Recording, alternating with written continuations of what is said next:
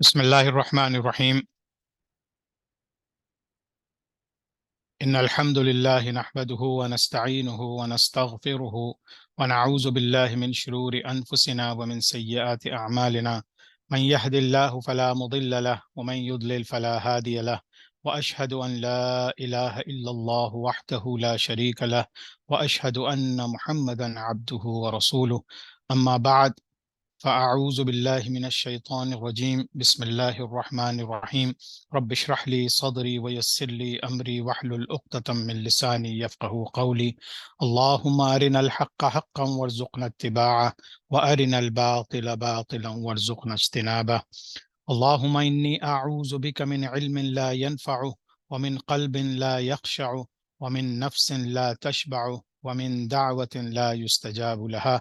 آمين يا رب العالمين. اللهم صل على محمد وعلى آل محمد كما صليت على إبراهيم وعلى آل إبراهيم إنك حميد مجيد. اللهم بارك على محمد وعلى آل محمد كما باركت على إبراهيم وعلى آل إبراهيم إنك حميد مجيد. बिस्मिल्लाहिर्रहमानिर्रहीम। तो इंशाल्लाह आज हम अपने 8वें सेशन, मॉड्यूल 10 के 8वें सेशन को शुरू करेंगे। और अल्हम्दुलिल्लाह हम लोगों ने तख्लीक़ कायनात से शुरू करके और इस्लामी तारीख़ को पढ़ते हुए हमने तकरीबन बहुत आखिर तक पहुंच गए। और अब हम तहरीक पाकिस्तान के बारे में बात कर रहे थे, और उसमें फिर हम उनके जो लीडरान थे, जो अकाबरीन थे तहरीक पाकिस्तान के, उस सिलसिले में गुफ्तगू कर रहे थे। तो लास्ट सेशन में मैंने आप लोगों को कुछ कुछ चीज़ें कुछ लोगों से मुतारिफ कराया था कि जो तहरीक पाकिस्तान के कुछ चीदा चीदा लोग थे, जिनमें यकीनन उसके अंदर हज़ारों लोग और शामिल हैं, लेकिन कुछ ऐसे लोग कि जो बहुत मशहूर हुए और कुछ ऐसे लोग जो बहुत ज़्यादा मशहूर ना हो सके। तो उन लोगों के बारे में इंशाल्लाह तफसील से आप इन शख्सियात के बारे में तफसील से ज़िक्र होता रहेगा। इसके अलावा फिर मैंने थोड़ा सा स्टेप बैकवर्ड करके तकरीबन 200 साल पीछे जाके मैंने जो इंडिया में या सही कहिए कि सब कॉन्टिनेंट में जो तहरीक थी, जो पाकिस्तान की जिसको पाकिस्तान का नाम तो उस वक्त नहीं दिया गया था 200 साल पहले, लेकिन ये कि ये एक मुसलमानों के लिए सेपरेट होम लैंड की बातें थीं, जिसको बहुत से स्कॉलर्स ने, बहुत से तहरीकी लोगों ने इसको आगे बढ़ाया।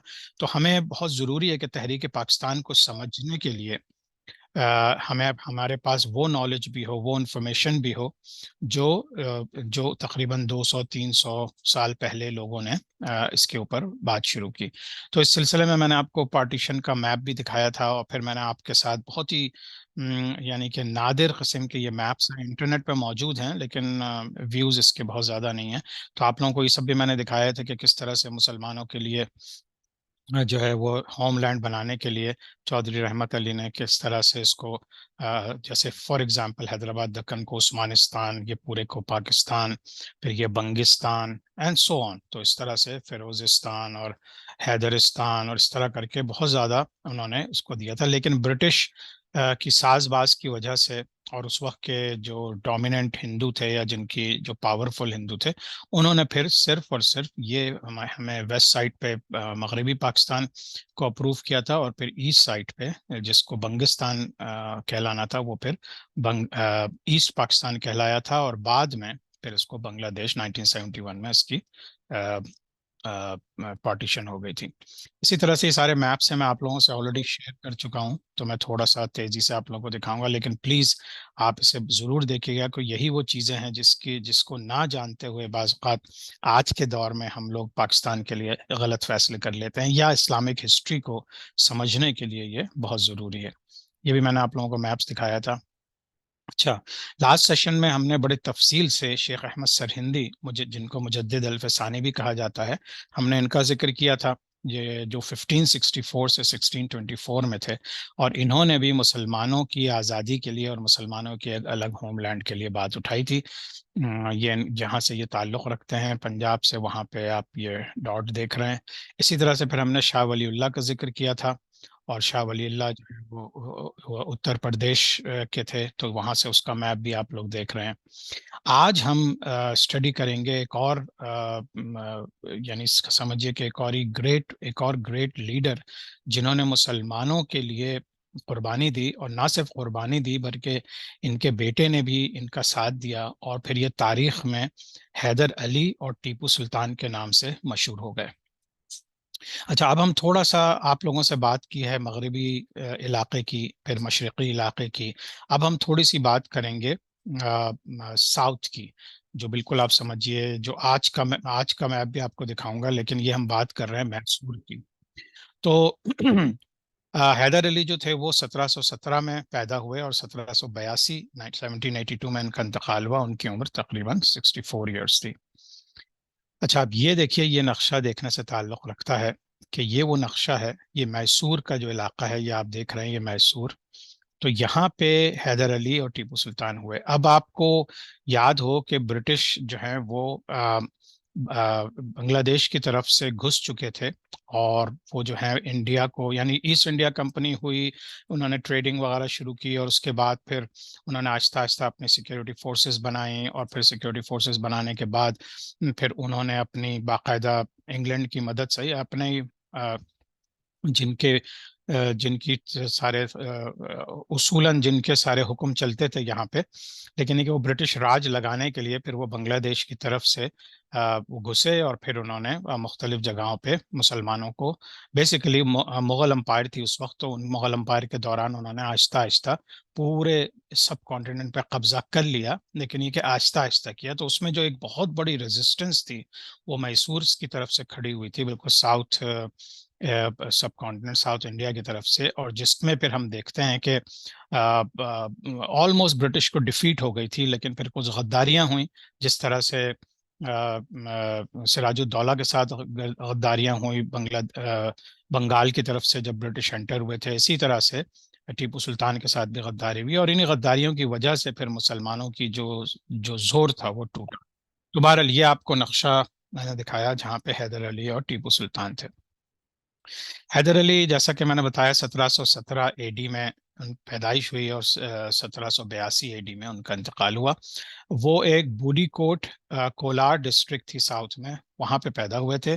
ان کے ان کے والد کا نام فتح محمد تھا، اور یہ بھی کہا جاتا ہے کہ ان کا جو دادا تھے وہ بغداد سے، ان کا جو شجرہ نسب وہ ملتا ہے، وہ باقاعدہ بغداد سے جاتا ہے، اینڈ دیٹس ویری پاسبل، کیونکہ بہت سے لوگوں کا خاندان جو ہے جس طرح میرا اپنا بھی، جب ہمارا ماشاءاللہ ہمارے چچا نے پورا شجرہ بنایا ہے حضرت عثمان غنی رضی اللہ تعالیٰ عنہ تک کا، تو وہ بھی سمجھیے کہ 1300 کے قریب وہاں سے مدینہ منورہ سے کچھ سپہ سالار آئے تھے فوج کے ساتھ، اور پھر وہ یہیں سیٹل ہو گئے تھے، تو اس طرح سے خاندان بڑھ گیا۔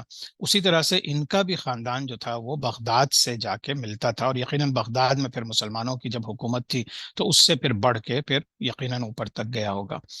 تو یہ اپنی آرمی کے کمانڈر تھے، اور یہ ہے نواب آف کرناٹک، نواب جو کرناٹک کا تھا اس کے ساتھ یہ کام کرتے تھے، اور وہ اچھا آدمی تھا، اور اس نے کافی شروع میں ہیلپ بھی کی۔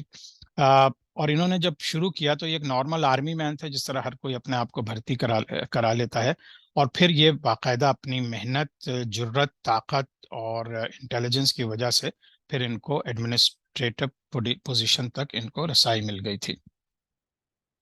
اچھا، جب یہ بہت چھوٹے تھے تو ان کے والد کا انتقال ہو گیا، اور پھر یہ کافی غریب رہے، اپنی بچپن کے زمانے میں کافی غربت میں انہوں نے اپنی زندگی گزاری، اور بہت تکالیف کے ساتھ بڑے ہوئے۔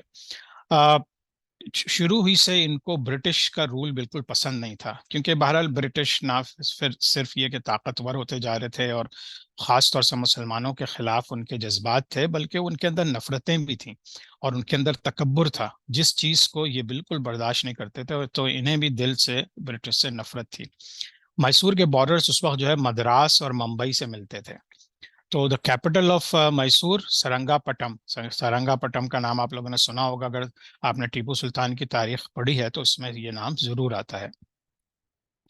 اور یہ جو ہے یہ راجاز جو تھے وہاں کے، جو سینٹرل پلیس تھا وہاں کے، اور راجا وغیرہ یہاں رہتے تھے، اور وہاں بہت بڑی بڑی بڑی بلڈنگیں اور محلات اور قلعے اور اس طرح کی چیزیں وہاں پہ بنی ہوئی تھیں۔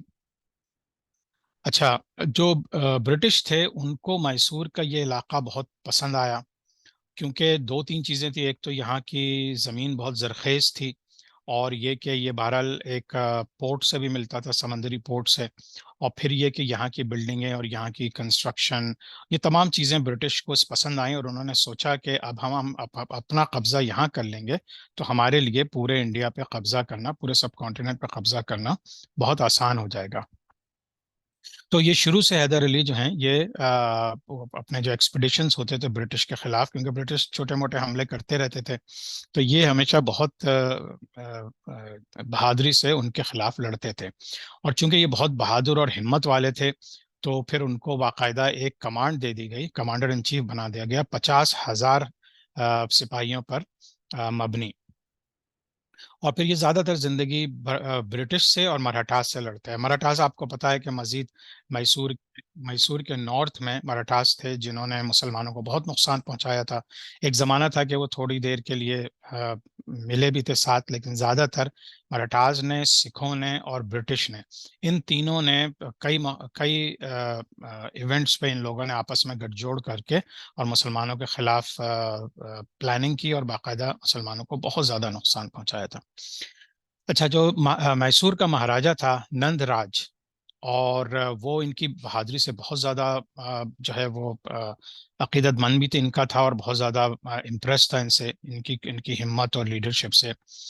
اچھا، اس وقت فرینچ جس طرح یہ کالونائز تھے، آپ لوگوں کو یاد ہوگا جب میں نے پورا آپ لوگوں کو کالونائزیشن کا بتایا تھا کہ کس طرح پوری دنیا میں کالونائزیشن شروع ہوئی، اور پھر کس کس جگہ کو کس کس طاقتور ملک نے جو ہے اپنے انڈر لے کر آئے۔ تو اس میں بہرحال انڈیا میں سب سے زیادہ تو برٹش تھے، لیکن اس کے علاوہ فرینچ بھی تھے، ڈچ بھی تھے، پورچوگیز بھی تھے، تو بہت سی فورسز تھیں، لیکن برٹش کا سب سے زیادہ ہولڈ تھا۔ اچھا، فرینچ چونکہ ان کے بھی مقاصد تقریباً برٹش کی طرح ہی تھے کہ وہ اس زبردست علاقے کو اپنے انڈر رکھیں گے، تو اس وجہ سے ان کی اور پھر برٹش کی بھی آپس میں لڑائیاں ہوتی رہتی تھیں۔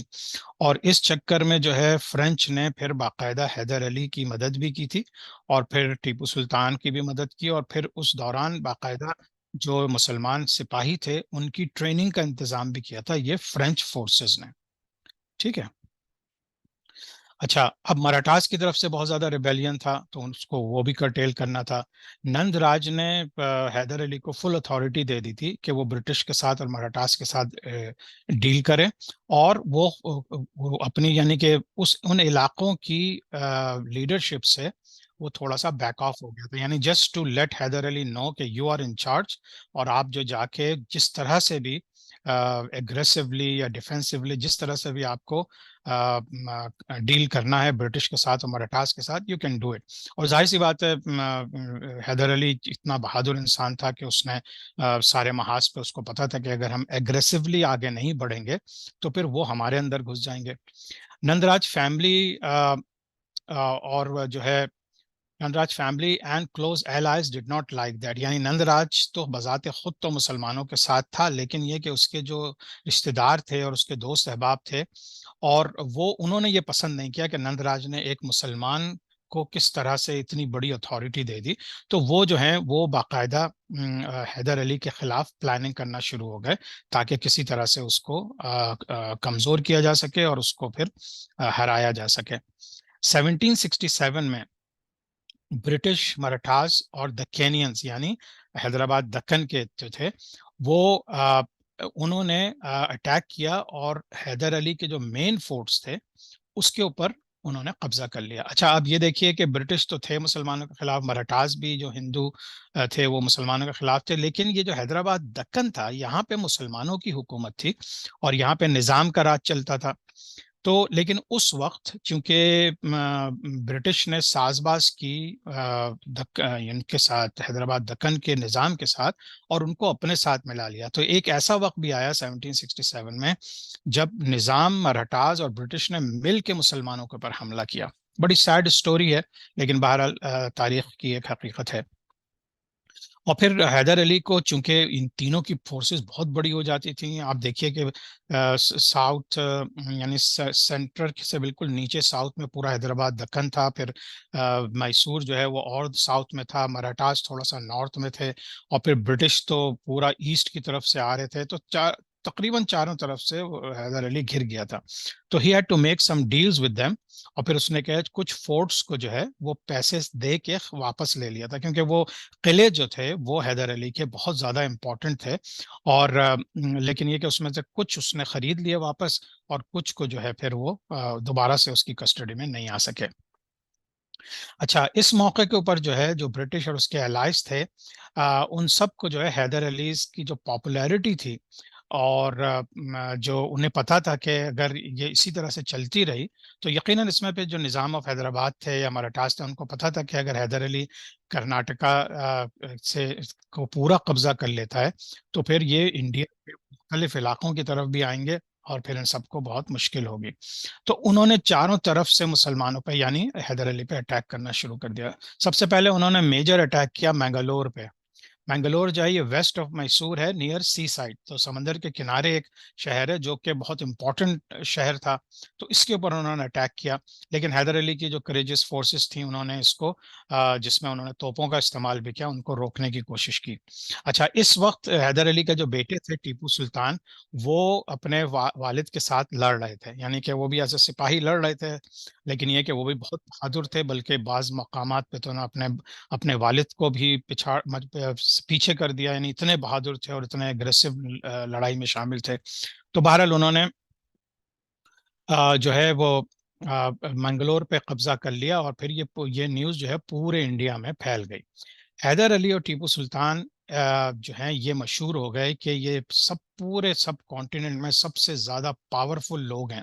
اور ظاہر سی بات ہے، آپ کو پتہ ہے ایک یعنی کہ ذہنی طور کے اوپر جب لوگوں کو یہ احساس ہو جائے کہ کوئی بہت بڑا بادشاہ یا بہت طاقتور انسان ہے، تو جو تھوڑے سے کم عزم کے لوگ ہوتے ہیں وہ پھر ڈر جاتے ہیں. تو اسی طرح سے یہ ہوا کہ ان کی آگ بیٹھ گئی پورے علاقے میں، تو بیٹھی بیٹھی کرناٹکا اور ساؤتھ کے علاقے میں، بلکہ پورے بر صغیر میں ان کی باتیں مشہور ہونا شروع ہو گئیں. جب برٹش کے پاس یہ چیزیں پہنچیں، باقاعدہ جو برٹش کے لیڈران تھے، تو وہ بہت زیادہ غصے میں آئے. اچھا، مراٹھاز نے جو ہے میسور کے اوپر دوبارہ حملہ کیا، اور برٹش نے دوسری سائڈ سے حملہ کیا. اب پورے انڈیا میں سب کو یہ، پورے سب کانٹیننٹ میں سب کو یہ احساس ہو چکا تھا کہ برٹش جو ہیں وہ کسی کے دوست نہیں ہیں. یہ نظام کو بھی اندازہ ہو گیا تھا، مراٹھاز کو بھی ہو گیا تھا، اور ظاہر سی بات ہے مسلمانوں کو یا حیدر علی ٹیپو سلطان کو تو اندازہ تھا ہی. تو پھر فائنلی میسور نظام اینڈ مراٹھاز بیکیم allies. اب دیکھیں آپ کیسے ہو رہا ہے. تو پہلے تو نظام نے اور مراٹھاز نے برٹش کا ساتھ دیا مسلمانوں کے خلاف، لیکن پھر آہستہ آہستہ جب انہیں احساس ہوا کہ برٹش تو ان کا تو مقصد صرف اور صرف ٹیریٹوریل گین ہے، اور اس وقت سے انہوں نے اپنے عزائم ظاہر کر دیے تھے کہ وہ بائی ہک اور بائی کرک وہ پورے کے پورے سب کانٹیننٹ پہ قبضہ کرنے جا رہے ہیں. اور پھر ہم نے دیکھا کہ 1857 کی جب جنگ ہوئی، مغل امپائر کا اینڈ ہوا، تو پھر انہوں نے کس طرح سے پورے سب کانٹیننٹ پہ برٹش راج لگا دیا تھا، اور پھر اس کے بعد تمام فورسز انڈر دیئر پاور آ گئی تھیں. تو اب جو ہے یہ نظام آف حیدرآباد، میسور اور مراٹھاز نے آپس میں الائنس کیا، اور پھر انہوں نے فرینچ سے بھی مدد لی. اچھا، یہ سارے الائز نے مل کر پھر برٹش کے اوپر حملہ کیا. حیدر علی نے کرناٹک کو فتح کر لیا اور پھر مدراس تک پہنچ گیا. آپ کو پتا ہے کہ مدراس وہ شہر ہے جس کو آج کل چنائی کہتے ہیں. ٹیپو سلطان نے جو ہے وہ سیم اٹیک کیا فرام اندر سائڈ، اور پھر وہ بھی آگے بڑھتا چلا گیا. اب برٹش کو اس موقع کے اوپر ڈیفیٹ ہوئی، اور یہ کہتے ہیں کہ یہ جو ڈیفیٹ تھی ان کی، یہ one of the most humiliating defeat. پورے جب یہ سب کانٹیننٹ پہ آئے تھے تو مطلب ان کو پورے انڈیا کے اوپر قبضہ کرنے میں اتنی مشکلات اور اتنی ہیومیلیشن نہیں ہوئی جتنی کہ اس وقت ہوئی تھی. اچھا، آپ اب انہوں نے جو ہے اپنی ایول پلاننگ شروع کی، اور آپ کو سب کو پتا ہے کہ برٹش نے جو eventually divide and conquer rule کو اپناتے ہوئے سب کو ڈیوائیڈ کر کے آپس میں لڑوا کے پھر برٹش راج لگا دیا تھا. لیکن اس وقت بھی بہت سے لوگوں کو احساس ہو چکا تھا کہ وہ یہ سب چیزیں ہیں.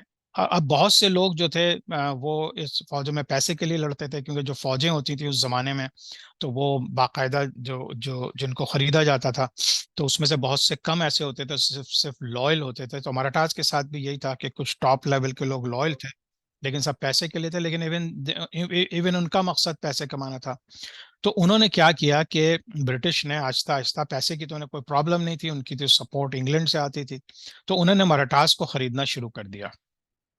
اسی طرح سے جو حیدر علی کے دوسرے allies تھے ان کو بھی خریدنا شروع کر دیا.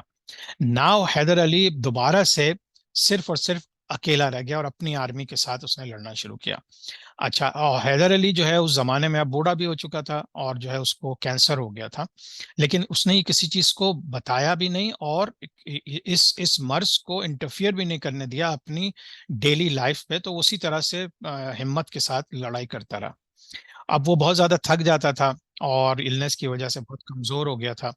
اور پھر حالانکہ اس وقت تک اس نے اپنے بیٹے ٹیپو سلطان کو فل طریقے سے ٹرین کر دیا تھا، اور وہ بہت خوش تھا کہ اگر وہ نہیں لڑ سکا یا وہ مر گیا یا اس کا انتقال ہو گیا تو اس کا بیٹا جو ہے وہ آگے لے کے ان ایفرٹس کو چلے گا. فائنلی 1782 میں حیدر علی جو ہے شہید ہو جاتے ہیں. ان کو چتور کے قریب لڑائی میں مارے جاتے ہیں اور ان کا انتقال ہو جاتا ہے. تو ان کی شہادت کے بعد جو ہے پھر ٹیپو سلطان ان کی چیزوں کو سنبھالتے ہیں. تو ہمیں یہ تاریخ سے پتہ چلتا ہے کہ حیدر علی صرف ایک آرمی جنرل نہیں تھا، لیکن بہت بڑا گریٹ ایڈمنسٹریٹر بھی تھا. انہوں نے میسور اسٹیٹ کی ایڈمنسٹریشن کو سنبھالا اور بہت اعلیٰ قسم کے سسٹم روشناس کرائے، اور جو کہ بہت عرصے تک چلتے رہے. یہ کوئی ریگولر اسکول سے پڑھے لکھے نہیں تھے، لیکن ان کے جو ریلیجس بلیفs تھے، جو اسلام کے اللہ پہ یقین تھا اور حضور صلی اللہ علیہ وسلم کی سنتوں پہ جو عمل تھے، اور ان کی جو سمجھ تھی دنیاوی افیئر کو چلانے کی، وہ ان چیزوں سے بہت سے پڑھے لکھے لوگوں سے زیادہ بہتر تھی. انہوں نے ایک لوکل ویپن بھی تیار کیا تھا انہی کے زمانے میں، جو توپ تھا، جو کینن کی طرح ہوتا تھا، لیکن وہ یعنی کہ برٹش کے خلاف انہوں نے استعمال کیا. وہ پرسنلی انوالو تھے یونیفارم بنانے میں، کیونکہ ایک آرمی کو آرگنائز کرنا، اور پھر پہلے تو ایسے ہی ہوتا تھا کہ بھئی بہت سارے لوگ جمع ہو کے جو بھی ان کے پاس کپڑے یا تو ہوتے تھے، لیکن انہوں نے ایک یونیفارم باقاعدہ انٹروڈیوس کرایا. اور پھر انہوں نے سب کے لیے آرمی جنرلز اور عام سپاہی کے لیے اس طرح کے یونیفارم بنوائے. اور پھر جو ڈیزائنز تو گن کے جو ڈیزائنز تھے اور کیننز کے، وہ بھی انہوں نے اس میں اصلاحات لے کر آئے. ان کا جو ایرا تھا وہ ایک بہت گریٹ مسلم ہیرو کے طریقے سے چلا اور مشہور ہے آج تک. اور وہ ان کو جو ہے وہ creation of independent Muslim land, ان کو بھی پاکستان کا ہیرو اس لیے کہا جاتا ہے کیونکہ ان کا بھی مقصد برٹش اور ہندوؤں سے لڑ کے مسلمانوں کے لیے ایک آزاد بنانے، ایک آزاد ملک بنانے، یا ایک آزادی کے ساتھ مسلمانوں کے رہنے کی ایک جگہ کو وہ سپورٹ کرتے تھے. اب یہ دیکھیے، یہ اگین ایک نقشہ ہے جس میں آپ دیکھ سکتے ہیں کہ یہ میسور ہے اور یہ آپ کا مدراس ہے. تو یہاں سے انہوں نے سمجھے ایک کوسٹ سے، منگلور سے دوسرے کوسٹ تک آ کے قبضہ کر لیا تھا. تو تقریباً پورا ساؤتھ ان کے انڈر جورسڈکشن آ گیا تھا. اور یہ نظام کی ٹیریٹوریز تھیں، جو نظام آف حیدرآباد ہے. تو یہ ٹیریٹوریز پہلے نظام ان کے خلاف تھے، لیکن جب ان کے ساتھ ملے تو پھر برٹش کو، پھر مراٹھاز اور اوپر سے آ رہے تھے، سائڈ سے اور اوپر سے، تو پھر ان لوگوں کو احساس ہوا، تو پھر برٹش نے ان لوگوں کو خریدنا شروع کر دیا. تو بہرحال یہ نقشے آپ کی انڈرسٹینڈنگ کے لیے انشاءاللہ میں شیئر کر رہا ہوں. یہ دیکھیے، یہ بھی میسور کا علاقہ بالکل آپ کو کلیئرلی نظر آ رہا ہے. 1551 سے 1972 تک جو ہے یہاں پہ ودیار ڈائنسٹی تھی، جس کے اندر سے سمجھیں کہ یہ لوگ مسلمان ہوئے اور پھر یہ آگے بڑھے.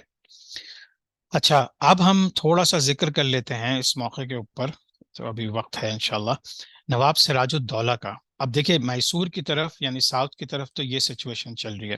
اب ہم دیکھتے ہیں کہ برٹش نے جو نواب سراج الدولہ کو جب شکست دی تو وہ کس طرح سے دی اور وہ اس طرف کیوں گئے.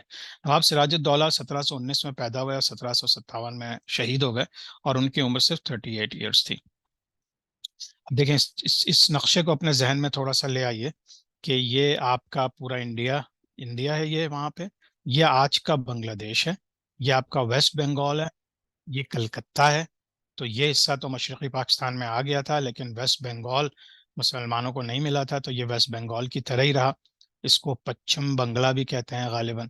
اور یہ کلکتہ ہے جس کو پھر برٹش آرمیز نے یہاں سے حملہ کیا سمندر سے، اور پھر یہ آ کے انہوں نے کلکتہ کی طرف قبضہ کیا، اور پھر یہ گھس کے اس وقت سراج الدولہ کی پورے بنگال پہ حکومت تھی، اور بہت طاقتور جو ہے وہ نواب تھا، نواب سراج الدولہ۔ تو یہ نقشہ آپ ذہن میں رکھیں تو آپ کو تھوڑا سا اندازہ ہوگا۔ اچھا، ان کا پورا نام جو ہے مرزا محمد سراج الدولہ تھا، اور وہ last independent Nawab of Bengal تھے۔ اچھا، یہ مغلوں کی حکومت چل رہی ہے ابھی، یہ ذہن میں رکھیے گا، لیکن یہ کہ مغلوں کی حکومت چونکہ ویک ہونی شروع ہو گئی تھی، تو مختلف جگہوں پہ ایون مسلمانوں نے اپنی انڈیپینڈنس ڈکلیئر کرنی شروع کی تھی، منی کنگڈمز بننا شروع ہو گئی تھی۔ لیکن نواب آف بنگال مغلوں کے لوئل تھے، اور باقاعدہ انہوں نے حالانکہ اتنی طاقت حاصل کرنے کے باوجود انہوں نے مغلوں کے ساتھ لڑائی کا یا ان کے ساتھ ڈفرینسز کا سوچا بھی نہیں۔ 1733 میں مرشد آباد بنگال میں پیدا ہوئے، اور 1757 میں صرف 24 سال کے تھے جس وقت ان کے اوپر برٹش نے حملہ کیا، کیونکہ برٹش آپ کو یاد ہوگا کہ 1757 میں انہوں نے سراج الدولہ پہ حملہ کیا، پھر وہاں سے لڑتے لڑتے لڑتے انہوں نے پورے انڈیا کے اوپر قبضہ کرنے کے بعد پھر 1857، ٹھیک 100 سال کے بعد، جب بہادر شاہ ظفر سے دلی میں لڑائی ہوئی اور بہت سے مسلمان آئے اور انہوں نے لڑا، تو 1857 میں پھر انہوں نے بہادر شاہ ظفر کی فوج کو ہرا کے پورا برٹش راج لگا دیا تھا پورے سب کانٹیننٹ پہ۔ ٹھیک ہے، تو یہ ذہن میں رکھیے کہ یہ 100 سال لگے ان کو پورے سب کانٹیننٹ کو قبضہ کرنے کے لیے، لیکن جو یہ شروعات ہوئی، فورسفل شروعات جو ہوئی، وہ آ تو گئے تھے as a trade company, as a East India company بہت پہلے، لیکن جو فورسفل شروعات ہوئی وہ اس سے ہوئی کہ جب انہوں نے بنگلہ دیش کے کوسٹ کے اوپر، بنگال کے کوسٹ کے اوپر حملہ کیا۔ اس وقت سراج الدولہ وہاں کے، تو یہ بہت بہادر تھے، بہت ہی ہمت والے تھے، اور بہت ہی اچھے مسلمان تھے نواب سراج الدولہ۔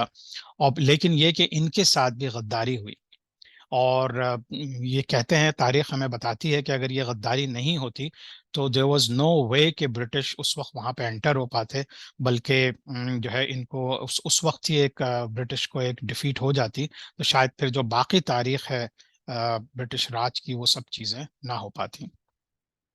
اچھا، مغلز جو تھے وہ برٹش نے آلریڈی، آپ جب برٹش آنا شروع ہوئے تھے اس وقت مغلوں کی حکومت تھی، اور مغلوں نے باقاعدہ ان کو اجازت دی تھی، کیونکہ ان کے ذہن میں یہی تھا، اور برٹش نے بھی یہی کہا تھا کہ ہم جو ہے لڑیں گے، سوری، برٹش نے بھی ان سے یہ کہا تھا کہ ہم ٹریڈ کریں گے اور ہم تجارت کریں گے، آپ کے ملک کو بھی فائدہ ہے اور ہمیں بھی فائدہ ہے۔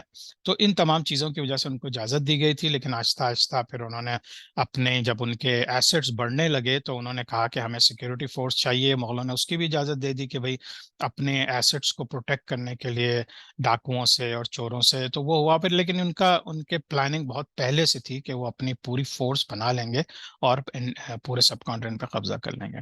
بہرحال، اچھا، برٹش بڑھ چکے تھے، ان کی طاقتیں بڑھ چکی تھیں، ان کی بزنسز پورے سب کانٹیننٹ میں پھیل چکی تھیں، وہ رائل پیلیسز میں پہنچ چکے تھے، اور انہوں نے اپنی ریلیشن شپ مغل پرنسز کے ساتھ بہت بنا لی تھی۔ اب آپ کو یہ بھی یاد ہوگا کہ مغلوں میں جو شہزادے تھے وہ بہت زیادہ عیاشی میں بھی پڑ چکے تھے، تو اب ان کو پیسہ دینا، شرابیں دینا، ڈرگز دینا، یہ ساری چیزیں انہوں نے، برٹش نے بہت اچھے طریقے سے ان لوگوں کو اپنی طرف مائل کر لیا۔ اور پھر انہوں نے آہستہ آہستہ جب شہزادوں سے اور مغلوں سے فیکٹریز خریدنی شروع کر دیں، اور پھر جو ان کے اپنے قلعے تھے ان کو خریدنا شروع کر دیا، اور پھر آہستہ آہستہ ان کو کنٹرول کرنا شروع کر دیا، اور پھر ظاہر سی بات ہے جب اتنی فیکٹریز اور بلڈنگز جب اون کرنے لگے تو پھر اکانومی پہ بھی ان کا قبضہ ہو گیا۔ تو یہ آہستہ آہستہ چیزیں آگے بڑھ رہی ہیں، اور پھر وہ اڑیسہ، بہار اور بنگال، یعنی کہ بنگال کے آپ تھوڑا سا ویسٹ کی طرف جائیں تو پھر آپ کو اڑیسہ نظر آتا ہے، پھر مزید آپ نارتھ کی طرف جائیں تو پورا بہار ہے۔ تو ان تمام جگہوں پہ انہوں نے آہستہ آہستہ ایکسپینڈ کر کے قبضے شروع کر دیے تھے۔ پھر انہوں نے ڈھاکہ میں اپنی فیکٹریز لگا دیں، میڈم پٹنہ اینڈ منگلور میں انہوں نے لگا دی، اور برٹش کے، حالانکہ British had so many businesses and factories in Bengal that if any Muslim had to be good in business, they had to deal with British. تو بنگال جو ہے، جو ایسٹ بنگال اور ویسٹ بنگال جو ہے، وہ ہر لحاظ سے بہت خوشحال علاقہ تھا، اور وہاں پہ اگر کسی کو آہستہ آہستہ، چونکہ یہ لوگ وہاں پہ اتنے قابض ہو گئے تھے برٹش، کہ اب جس کو بھی اگر بنگال میں بزنس کرنا ہوتا تھا تو ان کو بہت ضروری تھا کہ وہ برٹش کے ساتھ کام کریں کیونکہ اس کے علاوہ کوئی اتنا طاقتور تھا ہی نہیں جو بزنس کے اوپر قابض ہو. تو یہ بہت ہی ہوپلیس سا ٹائم تھا. نواب سراج الدولہ اپنا پاور میں آئے، اور آفٹر علی وردی خان کے بعد جب علی وردی خان کا انتقال ہو گیا تو just like Haidar Ali of Mysore, Siraj ud-Daulah کو برٹش کے بارے میں بہت اچھی طرح سے پتا تھا، اور ان کو پتا چل گیا تھا کہ ان کا ایجنڈا کیا ہے. بہت سے ہندو اور برٹش ایسی امپورٹنٹ پوسٹ پہ انہوں نے لگائے ہوئے تھے کیونکہ وہ تو پریجوڈس نہیں تھے، وہ تو ہندوستان کو ایک اچھے طریقے سے آگے چلانا چاہ رہے تھے. ان کے ذہن میں تو ایسا کچھ نہیں تھا، تو انہوں نے بہت بڑی بڑی پوسٹ پہ ہندوؤں کو لگایا ہوا تھا جو اچھے لوگ تھے، کام کرنے والے لوگ تھے، یعنی میرٹ کے اوپر. اور پھر چونکہ برٹش وہاں رہنا شروع ہو گئے تھے تو بہت سے برٹش بھی تھے، لیکن ان کو اندازہ تو تھا، لیکن اتنا اندازہ نہیں تھا کہ اس طریقے سے ان کو بٹرے کیا جائے گا. تو پھر انہوں نے آہستہ آہستہ ان لوگوں سے وہ پوسٹ لی اور آہستہ آہستہ مسلمانوں کو دینی شروع کی، لیکن maybe it was too late. اور دوسرے جو نواب تھے اور رچ لینڈ لارڈس تھے، ان لوگوں کو یہ چیز پسند نہیں آئی.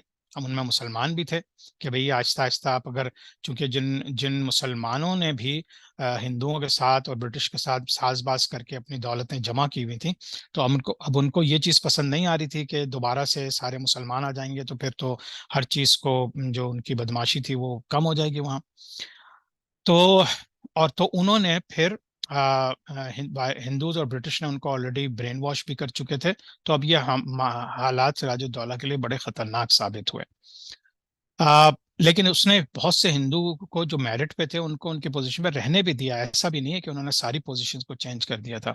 فار فار ایگزامپل انہوں نے موہن لال کشمیر سے جو تھے ان کو پرائم منسٹر بنایا ہوا تھا. لیکن اوور آل بہت سے ہندو جو بہت زیادہ دولت انہوں نے کمائی تھی اور پوزیشن کمائی تھی، انہوں نے انلیگلی طریقے سے مسلمان اور برٹش سے وہ کمائی ہوئی تھی. تو اب ان کے اوپر ایک سخت وقت آیا ہوا تھا.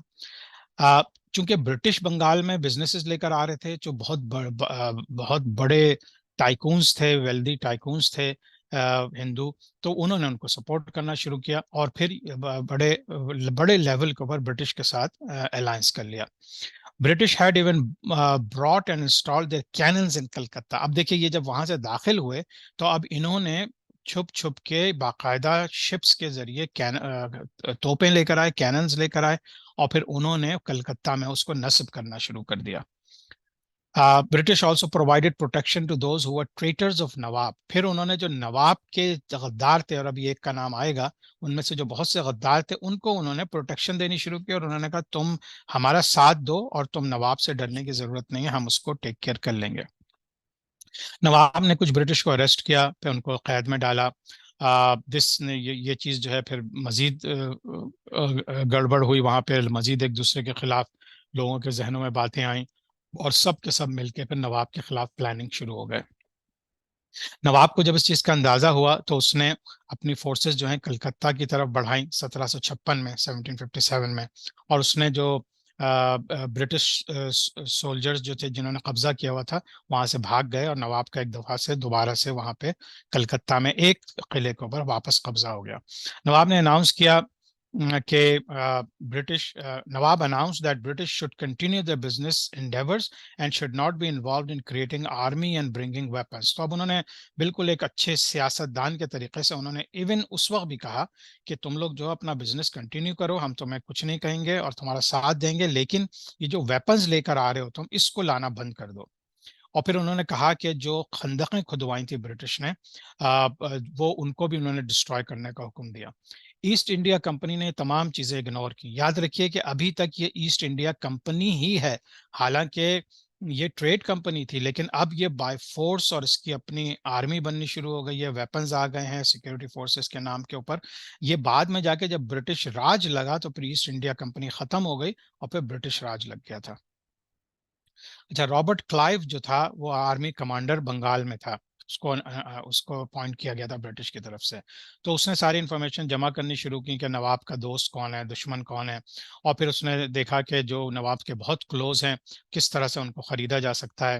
اور پھر اس نے جو ہے وہ Robert Clive also gathered his army to fight with French armies in Madras. Chennai میں یا مدراس میں پھر اس نے چونکہ فرینچ مدد کر رہے تھے مسلمانوں کی، تو انہوں نے ان کے ساتھ بھی لڑائی شروع کر دی. 1752 میں Robert Clive and admiral Watson brought their navy towards Bengal to take Calcutta away from Nawab. तो अब ये उनकी पूरी फुल फोर्स के साथ ये दोनों आए आर्मी कमांडर्स, और अब ये कलकत्ता के ऊपर कब्जा करने आए।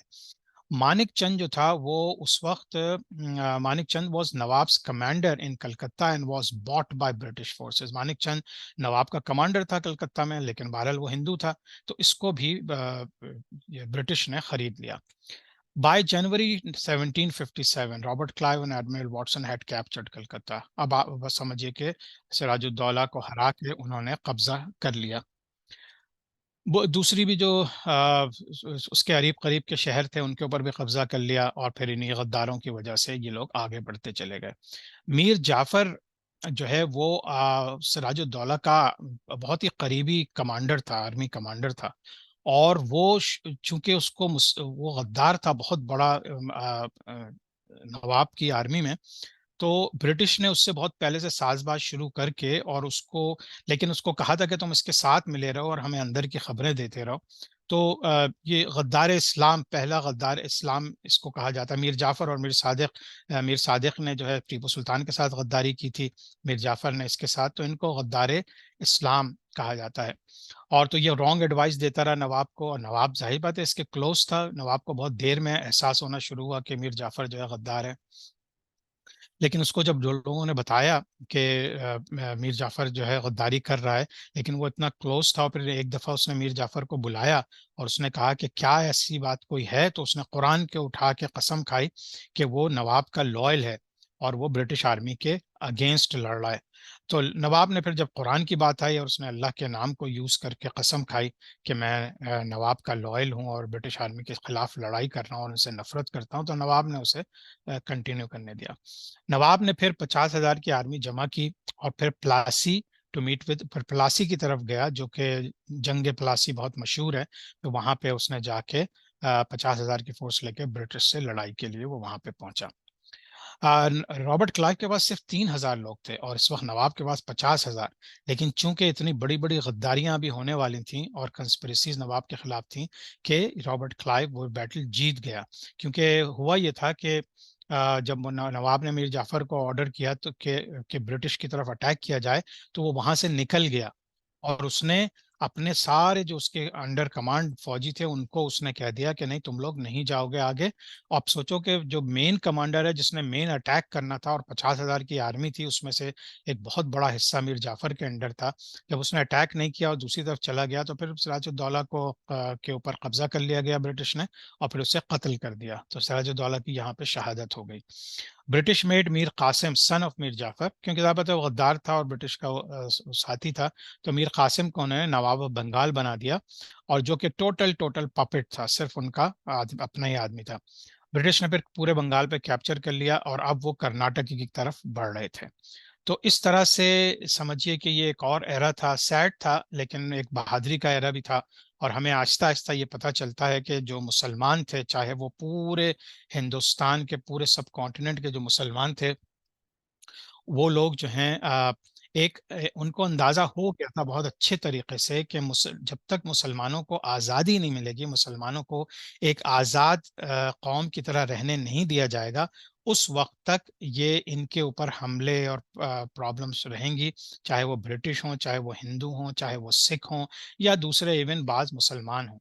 तो इस वजह से इनको अकाबिरीन पाकिस्तान में शामिल किया जाता है। तो नवाब सिराजुद्दौला को भी, टीपू सुल्तान को भी, हैदर अली को भी, और इंशाल्लाह कुछ और ऐसे भी नाम आएंगे जिनका हम जिक्र करेंगे। फिर आपको अंदाजा होगा कि it was not just north India या दिल्ली या मुगल हुकूमत, बल्कि देवर unsung heroes all over India.